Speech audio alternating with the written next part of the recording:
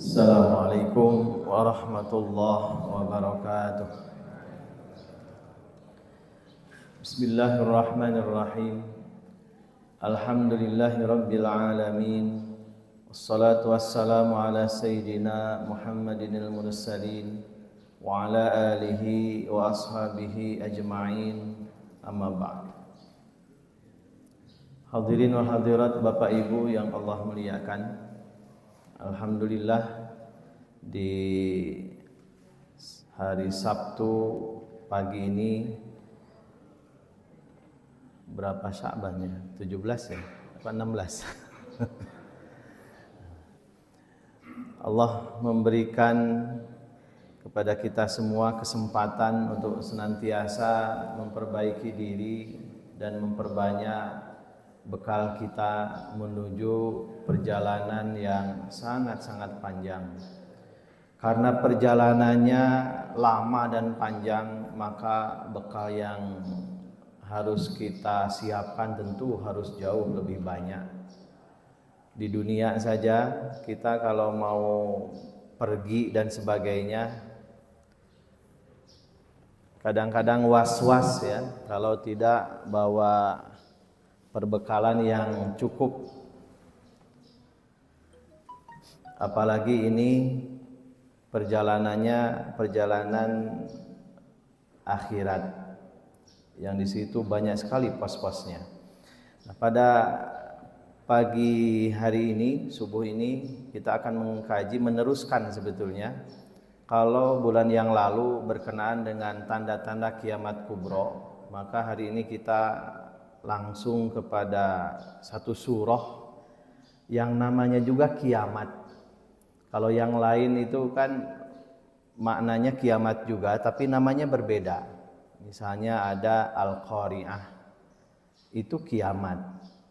Ada Al-Waqi'ah, itu pun kiamat. Sebetulnya banyak sekali nama-nama surah yang artinya kiamat, tetapi memiliki makna-makna yang lain. Sementara ada surah yang secara khusus namanya adalah Al-Qiyamah. Surah ini setelah surah Al-Mudaththir ya, kita lihat karena waktu syuruknya 5.50 ya. Sementara ayat ini terdiri dari 40 ayat. Mudah-mudahan sampai. Pertama, profil surah Al-Qiyamah. Al-Qiyamah sendiri artinya kiamat, dan itu bahasa Arab yang sudah jadi bahasa Indonesia gitu ya, berasal dari bahasa Arab.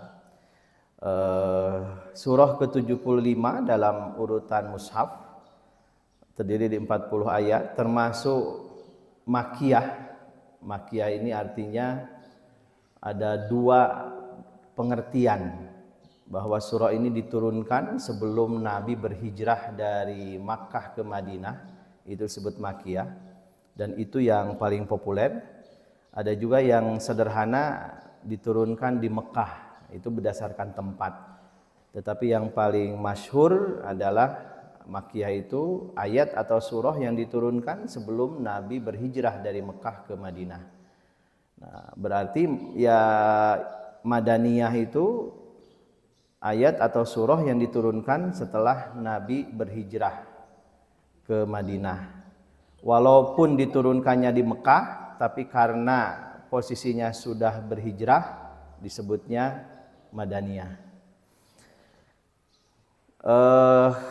Nama surah Al-Qiyamah diambil dari kalimat Al-Qiyamah yang terdapat pada ayat pertama surah ini, yang berbunyi la uqsimu biyaumil qiyamah. Bapak Ibu, arti secara harfiahnya la uqsimu biyaumil qiyamah ini artinya aku bersumpah demi hari kiamat.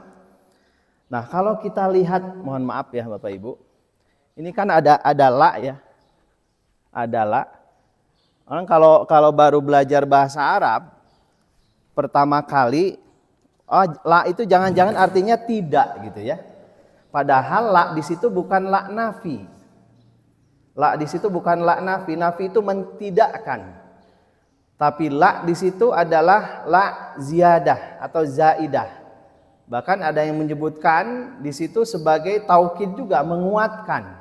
Jadi jangan sampai keliru, karena ada saudara kita yang menerjemahkan al-qari'ah itu pembaca perempuan.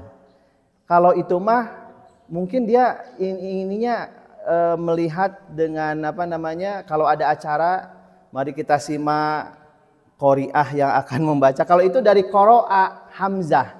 Kalau al-qari'ah itu dari ain qara ya. Al-qari'ah qara'a itu kan beda, artinya mengetuk. Ya. Kalau qara'a yaqra'u iqra, bacalah. Kalau qara'a yaqra'u beda lagi.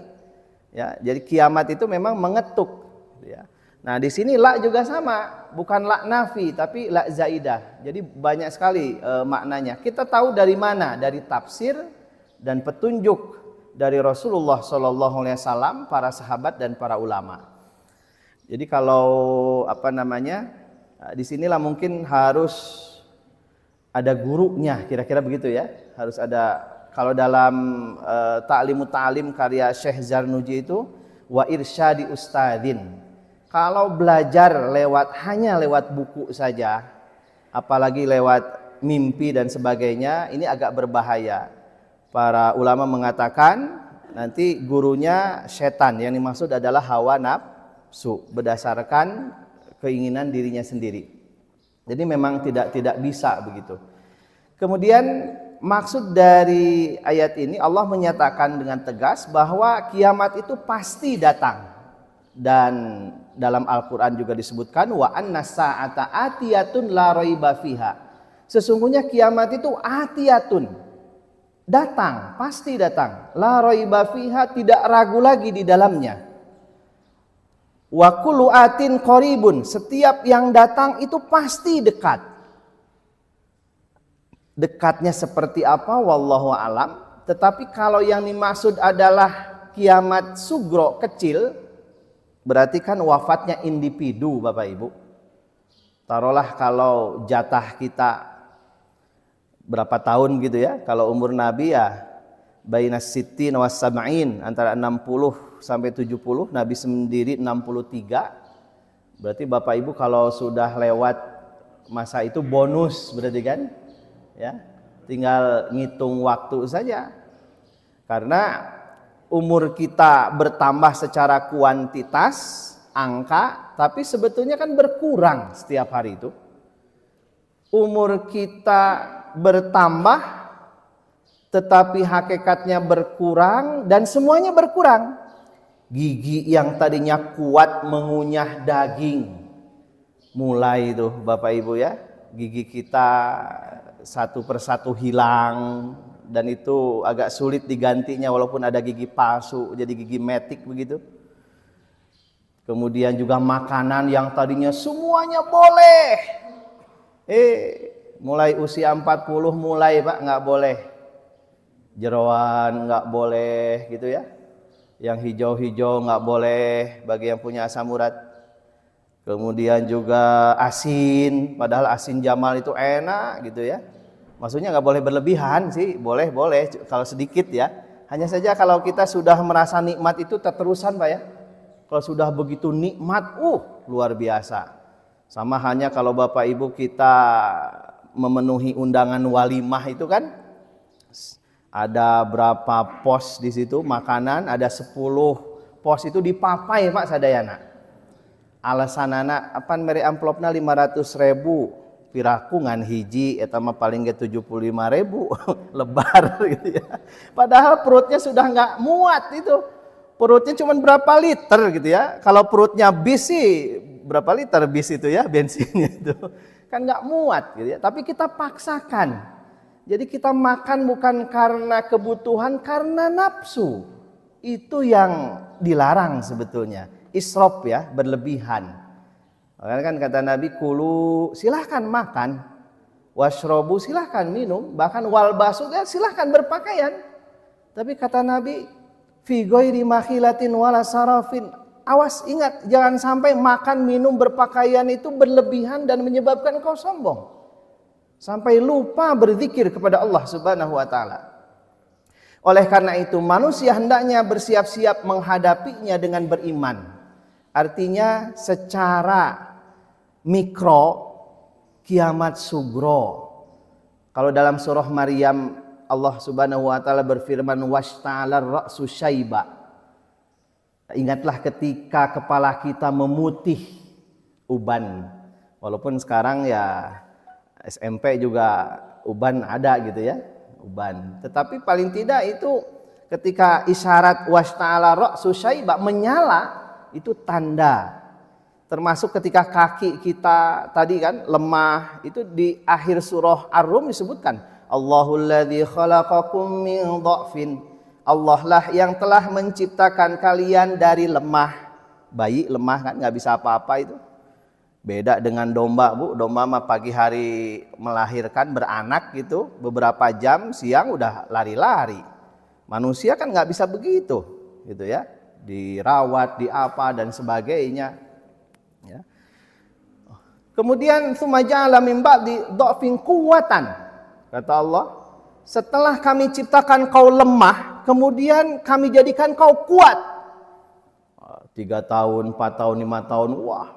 Lari Pak, sprint gitu ya, push up bisa sampai 100, futsal, naik apa gitu kan, kuat. Remaja kuat, umur 25, 30 itu mejeh-mejehna hebat kira-kira begitu. Tapi begitu masuk 40, 50 mungkin masih begitu ya. Tsumma ja'ala min ba'di quwwatin dha'fan wa syaibah yakhluqu ma yasha. Setelah Allah berikan kau kekuatan, kemudian Allah jadikan kau lemah. Ya, tadi yang giginya lengkap, kuat, mengunyah daging, mulai deh. Daging nggak bisa yang keras-keras, harus yang empuk, harus di apa Pak, di open apa namanya? Presto ya. Yang sampai tulangnya juga empuk gitu ya. Bubur nggak bisa. Makan juga dipilah dan dipilih. Ya memang mungkin harus begitu karena sunatullahnya begitu. Yang tadinya lari sprint kuat sekarang nggak bisa, jalan paling jalan cepat. Olahraganya nggak bisa olahraga yang apa ya, yang berbahaya karena salah gerakan bahaya juga. Ya, yang tadinya kalau dipijit itu bisa di ini Pak, kalau dipijit sama kaki, maksudnya di kaki kan, kalau anak itu biasanya, kalau udah sepuh kan nggak bisa, nanti potong tulangnya, ya dan sebagainya gitu ya. Bapak Ibu yang Allah muliakan. Begitulah Allah menciptakan manusia. Itu di akhir-akhir surah Ar-Rum. Saya tidak tahu nomor ayatnya, tetapi ada di situ. Kemudian, kenapa kita harus mempersiapkan, ya, menghadapinya dengan keimanan dan mengerjakan amal soleh? Karena hari kiamat merupakan hari pembalasan amal. Nah, mungkin sedikit ya, Bapak Ibu yang Allah muliakan, peristiwa Isra Mi'raj misalnya, atau mukjizat-mukjizat para nabi dan rasul, itu kan tidak bisa kemudian kita memahaminya dengan akal saja. Kenapa? Karena kalau dengan akal saja, sementara akalnya belum cukup dan lemah, sehingga banyak orang yang kemudian murtad gara-gara memahami agama teu kahartiku akal, ya, karena nggak dimengerti oleh akal keluar dia. Ya. Lalu harus dengan apa? Ya harus dengan keimanan. Sampai-sampai Abu Bakar Siddiq itu kan selesai Nabi Mi'raj, karena itu sepertiga malam, kemudian dua peristiwa sekaligus terjadi. Yang pertama membenarkan itu ya Abu Bakar. Ya. Disitulah kemudian beliau punya julukan As-Siddiq, artinya yang membenarkan. Kata beliau, wahai Muhammad, jangankan ini, lebih dari ini aku percaya. Karena engkau itu memiliki julukan Al-Amin yang dipercaya. Kan umur 25 orang-orang menjulukinya Al-Amin. Ya, siapapun itu, pokoknya kalau yang datang Muhammad itu Al-Amin, terpercaya. Ya, sampai-sampai ketika beliau turun wahyu kan, diturunkan wahyu setelah 3 tahun berdakwah secara sembunyi-sembunyi, Bapak Ibu. Kemudian datang perintah fasda bima tu'mar wa arid anil musyrikin, surah Al-Hijr, ditambah dengan masuk Islamnya Umar bin Khattab. Kata Umar bin Khattab, wahai Muhammad, kenapa ini kebenaran? Kenapa kita harus sembunyi-sembunyi untuk menyampaikan kebenaran? Kita sampaikan kepada mereka supaya mereka tahu.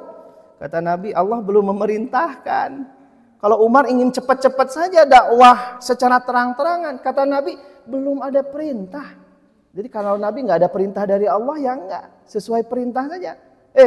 Setelah Umar bicara begitu, beberapa hari atau beberapa pekan turun Al-Hijr, fasda bima tu'maru, silahkan kau Muhammad, kau sampaikan dakwahmu secara terang-terangan, wa'arid anil musyrikin, berpalinglah dari orang-orang musyrik. Umar kan paling depan gitu ya. Nah, Bapak Ibu yang Allah muliakan, oleh karena itu maka memahami agama tidak cukup dengan akal, tetapi harus dengan keimanan. Termasuk bulan Sya'ban ini. Saya sedikit ya. Suatu hari Usamah bin Zaid, ini hadis ini diriwayatkan oleh Imam An-Nasai dalam Sunan An-Nasai. Usamah bin Zaid nanya ke Nabi, ya Rasulullah, lam araka tasumu syahran. Aku belum pernah melihat kau berpuasa 1 bulan penuh di bulan Sya'ban ini ya, daripada bulan-bulan yang lain. Hadis yang lain menjelaskan, aku belum pernah melihat kau lebih banyak berpuasa di bulan Sya'ban daripada bulan-bulan yang lain. Ya, karena ini masih Sya'ban. Lalu baginda menjawab, kata Nabi, dzalika syahrun yaghfulun nasu anhu. Bulan Sya'ban itu bulan yang banyak dilalaikan oleh manusia. Kenapa? Karena posisinya antara Rajab dengan Ramadan. Sementara umat manusia, Muslim maksudnya, mereka lebih memperhatikan 2 bulan ini, Rajab dan Ramadan. Ramadan barangkali karena ada kewajiban berpuasa, semua begitu. Sementara Rajab itu termasuk al-ashhur al-hurum, bulan-bulan yang dimuliakan, kan ada 4 ya. Minha arba'atun ya, ada 4. 1 menyendiri Rajab, yang 3 bulan berturut-turut, Dzulqa'dah, Dzulhijjah dan Muharram. Sehingga perhatiannya kedua ini, itu kata Nabi. Yang kedua, fahuwa syahrun ayyurfa'al a'malu ila rabbil alamin. Bulan Sya'ban itu bulan di mana amal-amal itu diangkat. Bahasa sederhananya dilaporkan. Lebih sederhana lagi, laporan tahunan menuju hadirat ilahi. Wa uhibbu, kata Nabi, dan aku ingin, aku senang, ayyurfa amali wa ana shaim, dan aku senang ketika amalku diangkat aku sedang berpuasa. Bahasa sederhananya, di rapot halaman terakhir paling bawah itu kebaikan, atau kita sebut husnul khatimah.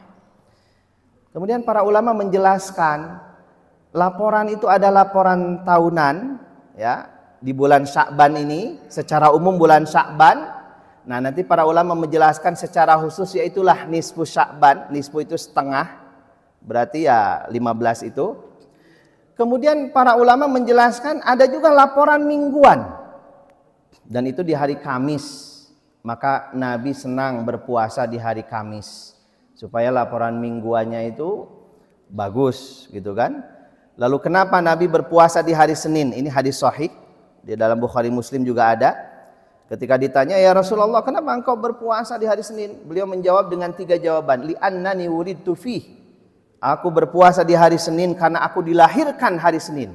Seolah-olah bahasanya aku bersyukur kepada Allah karena di hari Seninlah aku dilahirkan. Kakek saya dulu suka puasa wedal.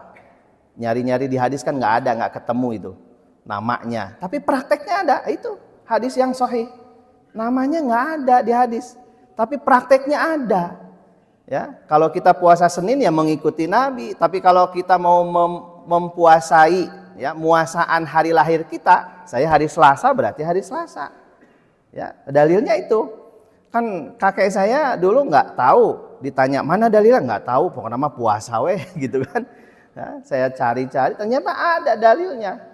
Jadi Bapak Ibu, kita nggak boleh menuduh sesuatu yang kita sendiri tidak tahu. Harus kita cari dulu. Jawaban yang kedua, kata Nabi, kenapa aku puasa di hari Senin? Karena Al-Quran diturunkan hari Senin. Yang ketiga, karena aku pertama diutus juga hari Senin. Nah, itu jawaban kenapa puasa Senin dan Kamis. Kemudian laporan harian itu ada 2. Pertama subuh, yang kedua sore. Subuh, hadisnya sahih juga, 2 malaikat malam dengan malaikat siang ini kan bertemu Bapak Ibu. Kata malaikat malam, ya, dia bicara kepada malaikat pagi siang, aku meninggalkan hamba yang aku tuliskan itu dalam keadaan sholat. Lalu para ulama mengatakan sholat apa? Sholat qoblas subuh. Dan hadisnya sangat kuat, raqatal fajri khairum minad dunya wa ma fiha. 2 rakaat sholat fajar, maksudnya qoblas subuh, itu lebih baik daripada dunia dan isinya. Jadi orang yang dawam istiqomah sholat qoblas subuh itu orang kaya Bapak Ibu. Maka saya selalu bilang ke santri, awas ya, hati-hati kalian. Jangan pernah meninggalkan 2 rakaat qoblas subuh. Kenapa? Itu luar biasa. Bahkan saya bilang santri mah sholat sunnah seperti wajib. Kenapa? Karena luar biasa, apalagi berjamaah. Bapak Ibu coba nanti kali-kali hitung ya. Kita bukan menghitung pahala, bukan, tapi sebagai motivasi.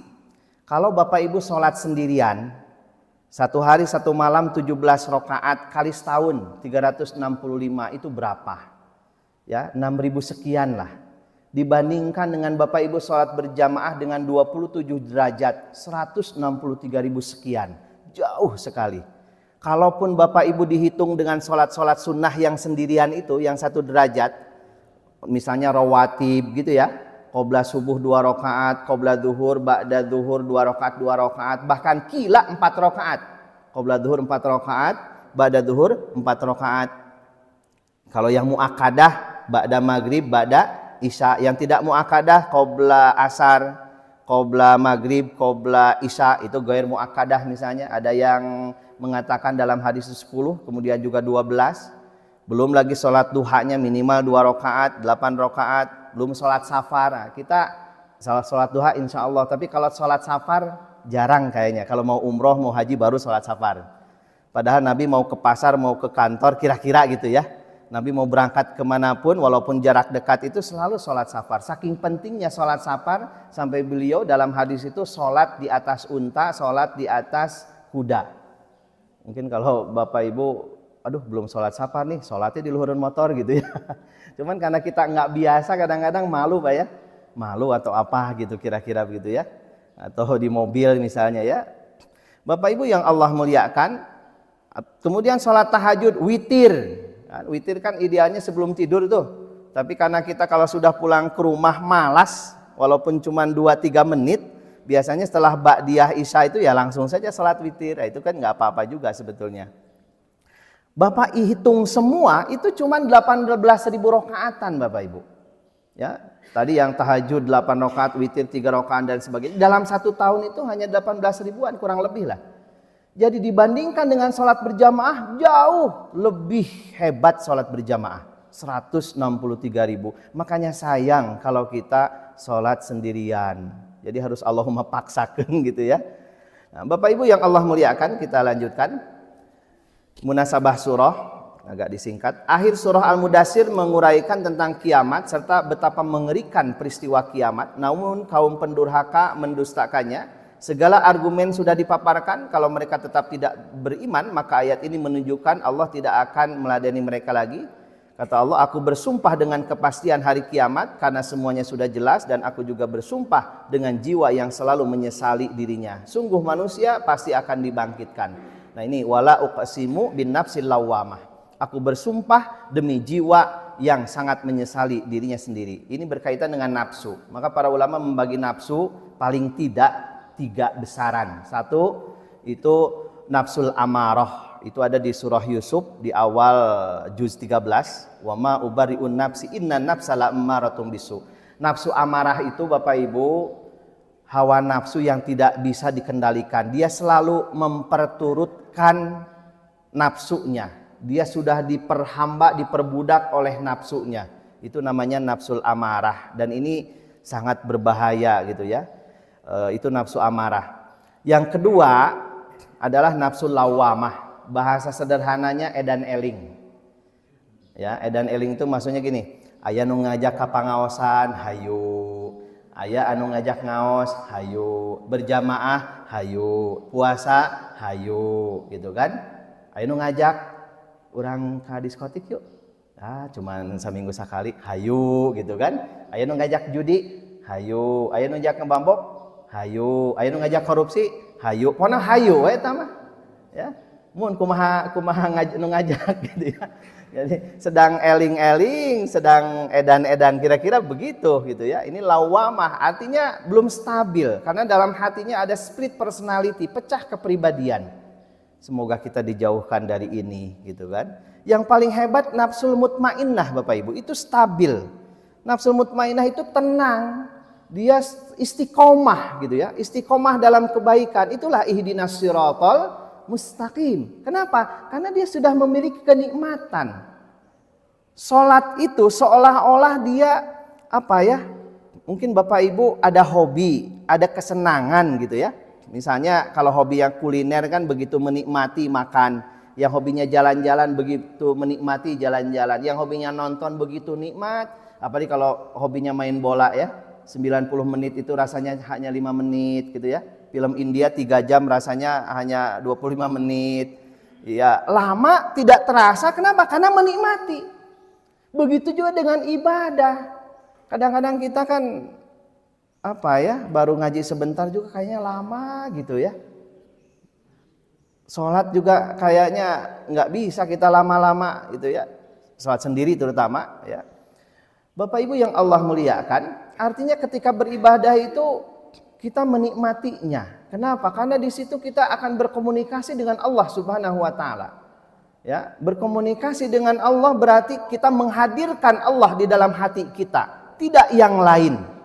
Sama halnya dengan Bapak Ibu kalau berbicara ada tamu begitu ya. Tetapi tamu kita itu matanya nggak lihat kita, lihatnya ke atas, lihat ke barang-barang gitu ya. Kan Bapak Ibu pasti curiga. Nah, ieu teh tamu teh luak liuk ya. Lihat barang-barang, ayat TV, ayat emas, gitu, jangan-jangan kan gitu. Ya, artinya ketika kita bertamu, berbicara, suami istri saja kan matanya harus melihat, telinganya mendengarkan. Itulah fokus, itulah khusyuk, kira-kira begitu. Ya, ketika kita sholat juga sama, hadirkan Allah di dalam hati kita bahwa kita ini kecil. Allahu Akbar, Allah Maha Besar. Kita ini kecil. Kita tidak punya daya, tidak punya kekuatan, kecuali semuanya atas pertolongan Allah Subhanahu wa taala. Sehingga kepala kita ada di atas, ada di tengah ketika ruku, ke atas lagi pas i'tidal, sujud. Kepala kita sama rata dengan kaki. Mungkin kehidupan kita kadang-kadang bisa jadi begitu. Sekarang sedang makmur-makmurnya, besok kemudian kita mungkin di PHK dan sebagainya. Bapak Ibu yang Allah muliakan, itu kalau nafsul mutmainnah, apapun keadaan dia itu tenang-tenang saja. Dia tidak takut kehilangan dunia dan sebagainya. Kita ringkas saja. Ayah sabul insanu allan najma idhoma. Apakah manusia mengira bahwa kami tidak akan mengumpulkan kembali tulang belulangnya? Ini ada kaitan di akhir surah Yasin ya. Ketika si Wa'il dan kawan-kawannya itu pergi ke ke rumah mereka atau ke kuburan, kemudian menggali kuburan, ada tulang belulang yang sudah hancur dibawa, Bapak Ibu, dibawa ke hadapan Rasulullah SAW. Kemudian dia nunjuk-nunjuk, hei Muhammad, mana mungkin tulang belulang yang sudah hancur begini, remuk, fa'idah hiya romim, bagaimana bisa hidup? Nah, itu kan logika, akal dia, dengan akal dia. Akhirnya turunlah ayat, kul yuhyihal ladzi ansha'aha awwala marrah. Katakanlah Muhammad, yang akan menghidupkan tulang belulang yang sudah remuk hancur itu adalah dia yang menciptakan pertama kali. Dan penciptaan kedua hayyinun, lebih mudah daripada penciptaan pertama. Kan begitu. Penciptaan kedua sudah ada asar bekasnya, ya, tulang ekor gitu ya, yang enggak hancur, ya. Penciptaan pertama kan enggak ada contoh, enggak ada bahan. Itulah bedanya kholaqo dengan ja'ala. Dalam Al-Quran ada kholaqo, ada ja'ala, ada yang lainnya. Ketika menerjemahkan kan sama-sama menciptakan, sama-sama menjadikan. Bedanya kalau kholaqo itu menciptakan tanpa bahan, tanpa contoh. Mau bagaimana gitu kan? Kita ngebangun nggak ada bahan, apa yang akan dibangun? Allah menciptakan bahannya nggak ada, contohnya nggak ada. Kita bahan ada, contoh tidak ada, bingung juga kan gitu. Akhirnya Allah ciptakanlah alam semesta ini, flora, fauna, hewan dan sebagainya. Lalu kita belajar arsitek alam, kan? Helikopter lihat ke capung, ya, walaupun itunya bukan begini-begini, Pak ya, apa muter gitu kan. Kemudian pesawat siluman, apa itu kodenya itu, seperti apa itu ya? Ya banyak yang seperti kapal selam kan seperti ikan apa Pak? Ya artinya desain-desain yang manusia bikin itu melihat mencontoh kepada makhluk-makhluk yang Allah ciptakan. Bapak Ibu yang Allah muliakan. Nah, di ayat ini apakah manusia mengira bahwa kami tidak akan mengumpulkan kembali tulang belulang? Allah kumpulkan. Lebih kuatnya lagi di surah Al-Baqarah berkenaan dengan kisah Nabi Ibrahim alaihissalam. Ya, beliau kan bilang kepada Allah, wa idz qala Ibrahim rabbi arini kaifa tuhyil mauta gitu ya. Ya Allah, coba perlihatkan kepada kami bagaimana engkau menghidupkan yang mati. Ya, akhirnya kata Allah, ya, kau ambil burung, kemudian sembelih bagi 4, kemudian masing-masing bagian itu simpan ke satu gunung. Jadi 4 gunung, namanya gunung jauh berarti Pak ya, jauh. Atau ya apa namanya, bahasanya jabal, kalau jabal ya gunung gitu ya. Kemudian setelah itu, tsummad'uhunna, kau panggil itu burung, dipanggil itu burung, ya'tina kasa'ya, maka dengan cepat itu burung akan menghampiri engkau. Padahal itu burung, satu burung sudah dibagi 4 bagian, disimpan masing-masing di tempat yang jauh, nyatu kembali Bapak Ibu. Ini Al-Quran. Kalau kita mengimani ya iman kan begitu. Al-Quran. Jadi kalau ada, mohon maaf, kita ini kan suka apa ya, suka ngeribetin ya. Mohon maaf. Nabi lahir di Mekah, wafat di Madinah, makamnya di mana? Di Madinah kan? Artinya kalau wafat di situ bagusnya ya di situ saja sudah. Tapi mohon maaf, orang kita ini nggak mau, ya ingin dekat. Emangnya kalau dekat mau diapain? Kan gitu ya. Jadi orang kita itu ya mending kalau punya uang, nggak punya uang, nyusahin orang. Kan gitu. Kalau wafat di situ sudah di situ saja. Yang penting doain saja kan begitu. Gitu ya. Kadang-kadang kita ya seperti itulah kira-kira gitu ya. Apa namanya? Suka ngeribet-ribetin diri sendiri. Padahal ya yang penting husnul khotimah dan sebagainya gitu ya. Kalau wafat di sana ya sudah, apalagi di Mekah. Apalagi di Mekahnya misalnya di Ma'la gitu ya. Atau di Baki di Madinah, itu kan berkumpul dengan orang soleh. Mohon maaf Bapak Ibu, kenapa pemakaman ini penting? Ada suatu saat begini, ada orang soleh wafat, anaknya itu mimpi. Dalam mimpi itu ayahnya minta dipindahin. Kenapa? Di sini berisik katanya. Kenapa berisik? Sebab banyak yang disiksa. Ya, nah ini kisah ya. Artinya begini, bahwa posisi apa namanya makam orang yang soleh itu inginnya dengan orang soleh lagi. Sebagai contoh Umar bin Khattab ya, kan maksa kepada Aisyah supaya dimakamkan dekat dengan Nabi Muhammad Shallallahu Alaihi Wasallam. Kan Aisyah pinginnya di situ. Pertama kan Aisyah Nabi. Kemudian setelah itu Abu Bakar ya, Abu Bakar. Nah tadinya kan Aisyah, ya. Umar terus aja bilang. Ketika Umar wafat karena wasiatnya begitu ya sudah, akhirnya Aisyah mengalah. Tapi karena sudah ada orang lain, Aisyah nggak mau di situ. Kenapa? Ada orang lain, gitu kan? Akhirnya Aisyah kan tidak di situ, apa namanya, dimakamkannya karena ada Umar bin Khattab. Karena dianggap itu sebagai orang lain, kira-kira bukan muhrim, saking hebatnya gitu ya. Jadi Bapak Ibu, kalau kita di dunia ya gini saja lah, kalau kita bertetangga, tetangga kita rewel bikin masalah dan sebagainya, kira-kira enak nggak? Nggak enak ya? Nggak enak. Orang banyak kok kasus-kasus ya. Nah itu di dunia, ternyata di kuburan juga begitu, katanya begitu gitu ya.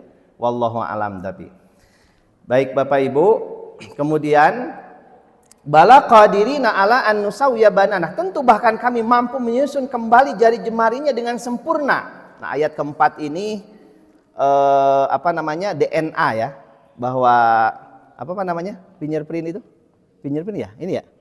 Bukan DNA, DNA darah ya. Ini apa Pak? Kalau ini kan nggak ada yang sama Pak. Betul ya? Hah? Oh, sidik jari. Ya, ayat keempat itu sidik jari. Nggak ada yang sama, betul Pak ya? Saya nggak tahu. Ya, nggak ada yang sama. Silahkan saja, semua gitu ya. Kami susun jari jemarinya dengan sempurna. Kemudian kita fingerprint. Sekarang kan musimnya begitu ya. Bahkan tidak hanya fingerprint, sekarang sudah kalau absen itu pakai retina ini juga Pak. Ya, absen apa gitu kan. Arti kalau dulu tanda tangan ya kadang-kadang ditiru dan sebagainya. Sekarang semakin ini juga semakin ketat lah gitu ya. Tapi ternyata dengan teknologi walaupun ketat gitu bisa saja gitu ya. Bapak Ibu yang Allah muliakan, bal yuridul insanu liyafjur amam, akan tetapi manusia hendak berbuat maksiat terus menerus. Ini yang sangat sulit Bapak Ibu. Apa itu ngomongin orang gitu ya. Makanya kan dosa itu akronimnya meledos teka rasa Bapak Ibu. Maka kita ada sayyidul istighfar ya, Allahumma anta rabbi la ilaha illa anta khalaqtani. Itu pengakuan kita kepada Allah. Ya Allah, bahwa saya ini sangat lemah ya Allah. Selalu bikin dosa dan dosanya diulang-ulang dengan dosa yang sama. Yang ngomongin orang kan mulut ya, lisan kita. Dan kadang-kadang itu diulang-ulang dosa itu. Sementara Allah tidak suka dengan dosa yang diulang-ulang dan sama. Artinya seorang mukmin muslim itu tidak boleh dia jatuh pada lubang yang sama berkali-kali. Kalau lubangnya berbeda ya wajar karena dia tidak tahu. Tapi ini sudah tahu. Makanya itulah mungkin harus banyak-banyak istighfar gitu ya. Melihat aurat, apalagi Bapak Ibu buka internet, buka paset gitu kan. Dan sebagainya, mata kita, telinga kita. Belum lagi apalagi sekarang berita-berita itu belum tentu benar juga, hoax sudah kita share lagi gitu kan. Kita kan menyumbang kebohongan berarti ya. Harus hati-hati sekali. Lebih baik tidak. Kadang-kadang ada ancaman ya, kalau tidak di-share akan begini. Itu kan nggak boleh itu. Walaupun suatu kebaikan gitu ya. Bapak Ibu yang Allah muliakan, yas'alu ayyana yaumul qiyamah. Dia bertanya, kapankah kiamat itu terjadi? Fa idza bariqal basar. Ya, dia bertanya lagi, kapan hari kiamat itu? Wa khasafal qamar, ketika bulan hilang cahayanya. Wa jumi'asy syamsu wal qamar, lalu matahari dan bulan itu dikumpulkan keduanya. Yaqulul insanu, berkata manusia yauma idzin, pada hari itu, ainal mafar, kemana akan lari? Nggak bisa. Mau lari kemana? Nggak bisa. Ya, kallala wazar, sekali-kali tidak ada tempat berlindung ya kecuali naungan Allah Subhanahu wa taala. Nah, di hadis yang sahih itu kan ada sab'atun, 7 ya, 7 orang yang akan dilindungi Allah. Salah satunya imamun adil, imam yang adil, pemuda yang hatinya berkaitan dengan masjid dan sebagainya. Ila rabbika yauma idzinil mustaqar, hanya kepada Tuhanmu lah tempat kembali pada hari itu. Yunabbaul insanu yauma idzin mimma qaddama wa akhar. Pada hari itu diberitakan kepada manusia apa yang telah dia kerjakan dan apa yang telah dia lalaikan. Artinya ya tadi catatan amal itu Bapak Ibu. Di surah Al-Isra Allah berfirman wa kullu insanin azamnahu ta'irahu fi unuki. Bahasa sederhananya gini Bapak Ibu, bahwa setiap manusia itu kan punya tadi catatan amal. Belum di surah Qaf ya, mayal fidu min qaulihin illa ladaihi raqibun atid kan. Ada malaikat pencatat raqib atid. Ada buku amal, ada malaikat hafadhah yang menjaga kita. Mau celaka enggak jadi. Kenapa? Karena belum waktunya. Kira-kira begitu kan? Ditarik oleh malaikat, diselamatkan oleh malaikat. Tapi kalau sudah waktunya celaka dan sebagainya terjadi saja. Kenapa itu mobil sudah melintasi kereta api, balik lagi Pak, muter, kena kereta. Ya sudah seperti itu begitu. Nah, Bapak Ibu yang Allah muliakan, di wakulla insanin ini mungkin bahasa saya lah. Jadi kira-kira Allah simpan di leher kita ini semacam chip, ya. Nah ini analogi sajalah gitu ya. Ini bahasa saya. Kalau itu catatan seperti apa wallahu alam kan begitu. Cuman ini untuk memudahkan saja. Walaupun di situ kalung dan itu dikendalikan dan itu menjadi alat rekam. Dulu kan untuk merekam itu namanya apa ya? dulu yang piringan hitam ya. Disket besar, disket kecil, kemudian flash disk ya. Setelah flash disk apa lagi Pak? Sekarang kan yang paling kecil apa? SSD ya. Nah kita setelah SSD nggak tahu tuh. Kata Bill Gates kan nanti semua data akan disimpan di tangan katanya. Wallahu a'lam ya. Jadi sudah nggak pakai. Saya juga baru tahu ya kemarin ke Jakarta, di Jakarta semuanya sudah pakai e-money Pak ya. Naik apa e-money, saya nggak bawa, jadi ribet juga gitu ya. Pas beli kosong nggak ada gitu. Nah Bapak Ibu yang Allah muliakan, artinya semua catatannya ada. Dan yakin hal jazaul ihsan illal ihsan, bahwa tidaklah kita berbuat kebaikan kecuali Allah yang akan membalas kebaikan itu. Nah oleh karena itu ya Bapak Ibu, mari kita fastabiqul khairat, kita menabung kebaikan kita, bekal kita kan, watazawwadu fa inna khairaz zadi taqwa, berbekalah dan sebaik-baik bekal itu kan takwa. Secara prosedur hadis mengatakan al imanu uryanun, iman itu telanjang, walibasuhu at taqwa, pakaian iman itu takwa. Tapi nggak cukup di situ, wa thamratuhu al amal, ada buahnya apa? Amal. Jadi harus berbentuk amal itu ya karya nyata. Surah Al-Mulk dan surah-surah yang lainnya menjelaskan liyabluwakum ayyukum ahsanu amala kan. Allah menciptakan kematian, Allah menciptakan kehidupan itu menguji kita. Siapakah yang terbaik amalnya? Bukan yang terbanyak hartanya, bukan yang tertinggi ilmunya, bukan yang tertinggi kekuasaan, tapi amalnya. Kita banyak ilmu tapi nggak ada amal kan bagaimana? Sehingga Bapak Ibu, kadang saya malu juga gitu ya. Saya berencana 500, oleh Allah dikasihnya 2 juta, kira-kira begitu. Ternyata rencana Allah jauh lebih baik. Makanya kemarin udahlah kita membangun asrama lantai 2. Karena kebetulan tahun sekarang itu Desember sudah ada yang daftar, walaupun cuma 15 tapi lunas semua Pak.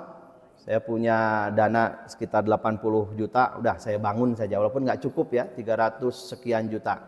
Tapi ternyata ya Allah kasih saja gitu, ada jalannya. Dan hari Senin ini kita akan ngecor.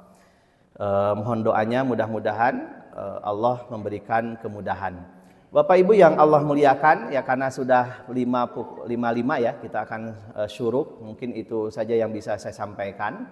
Nah mungkin saya terakhir akan memperlihatkan ini saja Bapak Ibu ya, bangunan ya, mana itu. Ini ayatnya agak panjang. Nah ini lantai 2 mau ketiga, yang kita cor sebagian dulu karena kalau di bawah itu kotor ya, kita ngaduknya di lantai kedua. Dan ini bentuk ujian gitu ya, artinya begini, ketika kita akan berbuat baik maka berbuat baiknya harus maksimal. Artinya begini, saya punya rumah, saya punya mobil, jual aja semua, kira-kira gitulah gitu ya. Jadi tidak hanya minta ayo siapa yang mau sedekah wakaf, tidak, tapi itu pun perlu. Kenapa? Kita ingin berbuat baik, masa hanya diri sendiri? Barangkali ada orang lain juga yang ingin berbuat baik. Dan ketika karena saya malu juga ya, ada dermawan donatur dari awal pertama kali, santri 5 dari gazebo kayu dan sebagainya. Ya, saya malu kalau minta itu, sehingga tidak minta. Tapi dia bilang, saya ngasih ke Pak saya ngasih bantuan itu bukan untuk Pak Asep, itu untuk saya. Jadi kalau ada bangun infoin saya ingin, dan itu bukan untuk Pak Asep tapi untuk saya nanti di akhirat. Saya pikir-pikir, oh iya juga ya, lagian tanahnya sudah diwakafkan semua kan gitu. Nah ini Bapak Ibu barangkali mau ini, bondek sudah ada, semua sudah ada, yang belum semen ya. Semen dan tambahan pasir. Itu saja mungkin yang bisa saya sampaikan. Semoga Bapak Ibu sehat selalu, Allah jasmani rohani, Allah anugerahkan rezeki yang banyak, kemudian juga keluarga yang sakinah mawaddah warahmah, keturunan yang soleh dan solihah, serta hidup kita penuh dengan barokah, kenikmatan dalam beribadah. Amin ya Allah ya Rabbal Alamin. Benar hakikatnya dari Allah Subhanahu wa Ta'ala, keliru salah dari kehilapan saya. Billahi taufik wal hidayatul inayah. Wassalamualaikum warahmatullahi wabarakatuh.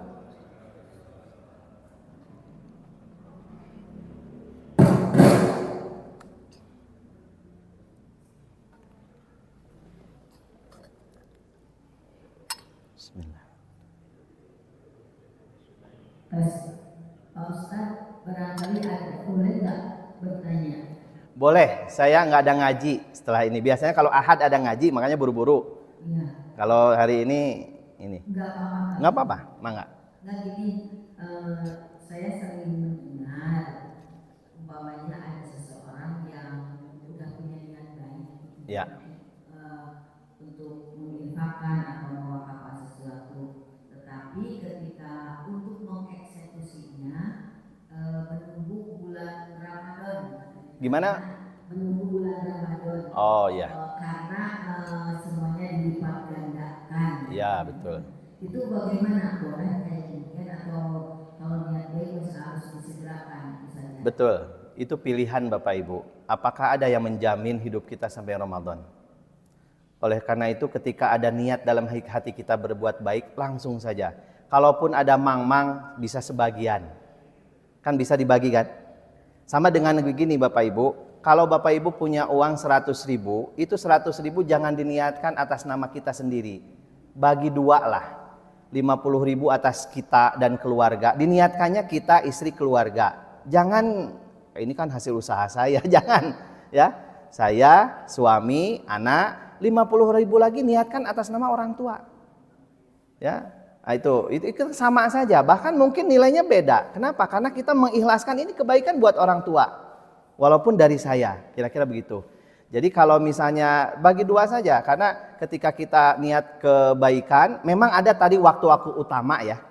Kan waktu utama ya tadi bulan Sya'ban gitu kan. Atau begini Bapak Ibu, di hadis puasa itu, barang siapa yang ia wafat sedang berpuasa, dakhalal jannah, maka dia masuk surga. Apalagi wafatnya puasa ia, harinya Jumat, bulannya Ramadan. Itu kan ideal sekali ya. Sedang sholat lagi, di sujud terakhir lagi, kan luar biasa itu. Siapa yang nggak mau? Mau Bapak Ibu? Ramadan sekarang mau?